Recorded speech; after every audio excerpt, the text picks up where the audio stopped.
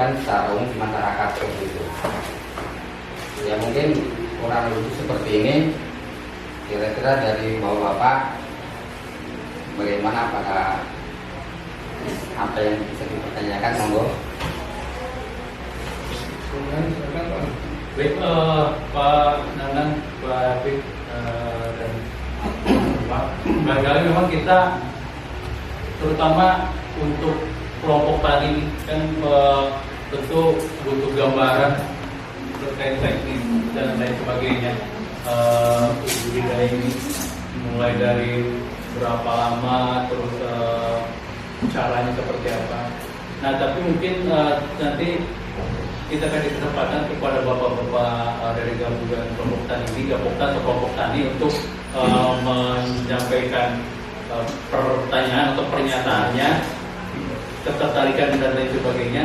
Tapi sebelum itu mungkin kita dengarkan dulu juga ada Pak Jasmingan PPL di Desa Tani Harapan ini yang mengurus dalam tanda kutip kelompok-kelompok tani ini.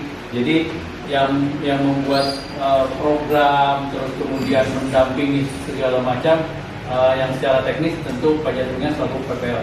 Mungkin kita kasih waktu dulu kepada beliau untuk menyampaikan tanggapannya terkait dengan usaha atau budidaya nilam atau hasil ini. Waktu dan tempat kami persilakan Pak Jasmingan.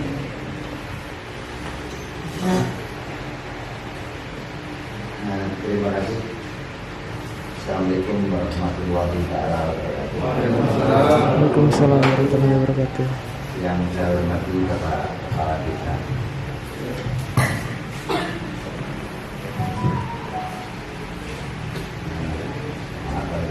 yang saya hormati Bapak Boni dan pihak manajemen PT PDMD, dan yang saya hormati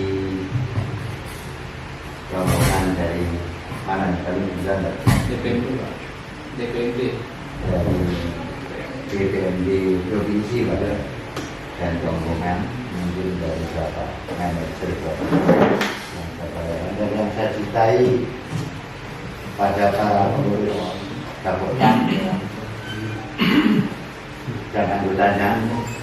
Kebetulan di sini juga hadir Ibu Ketua Dasar Wisma, Ibu Yus, yang saya hormati.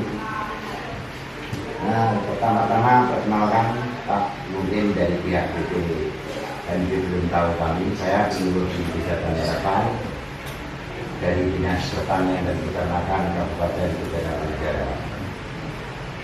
Nah, dengan berkaitan dengan rencana kerjasama baik itu budidaya dan seterusnya ini, mohon maaf kami juga belum paham. Saya selaku penyuluh sangat menerima dan berterima kasih. Kebetulan mungkin bisa saya sampaikan sedikit tentang peraksirian ini. Jadi jujur, saya sudah cerita dulu Pak. Jadi di era 80-an desa Kojanan Hulu, kebetulan di sini masuk desa Dusun Tani Harapan. Pada tahun 85 itu sudah mengembangkan yang namanya peraksirian. Salah satunya di sini dikenal dengan Sentral Tanaman Pada. Menindaklanjuti tahun 85, tahun 90 itu sudah kita kembangkan namanya pernilaman. Jadi nilam itu pada tahun 90, 89-90 di desa masih Kojanan Hulu, belum Batua, belum Tani Harapan, itu sudah dikembangkan nilam itu seluas 25 hektar tahun 89-90. Bersamaan itu lagi boomingnya minyak atsiri-lada. Nah, kami dapat bantuan juga semacam alat suling. Ada 3 unit yang volumenya itu perharinya bisa mencapai ya kecil 25 liter. Karena pada waktu itu untuk lada, khususnya lada itu untuk mendapatkan 1 liter lebih minyak atsiri itu memerlukan lada enteng. Lada enteng itu lada yang jatuh, itu yang belum tua tapi jatuh-jatuh. Kalau bilang orang sini itu lada enteng ya. Untuk mendapatkan 1 liter minyak itu volumenya 40 karung. 40 karung lada enteng. Mungkin sekarung itu sekitar antara 5 sampai 7 kilo. Kalau ditimbang, karena namanya lada enteng. Pada waktu itu kami dijanjikan juga dengan harga puluhan juta, 990 puluhan juta. Sempat kerjasama dibantu dengan PKT. Kebetulan sudah ada pupuk kaltim. Jadi alat pada waktu itu kooperasinya masih Koperasi Tani Maju, Dinas Perkebunan sendiri itu ada dibantu alat suling 3 unit. Mungkin masih sampai sekarang Pak. Alat sulingnya masih ada. Saya selaku pendamping juga sudah terjun bagaimana membuat minyak atsiri lincah itu kami sudah kali ulang. Namun pada waktu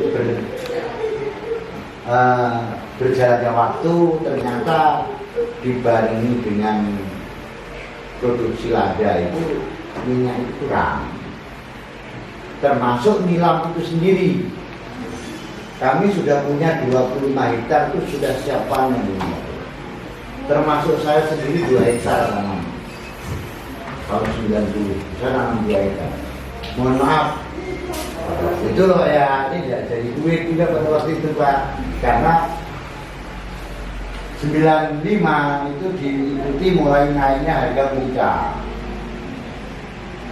Lada-lada edek berarti kan. Nah, saya selaku pendamping saat ini di Tani Harapan dengan cerita panjang itu sangat mendukung.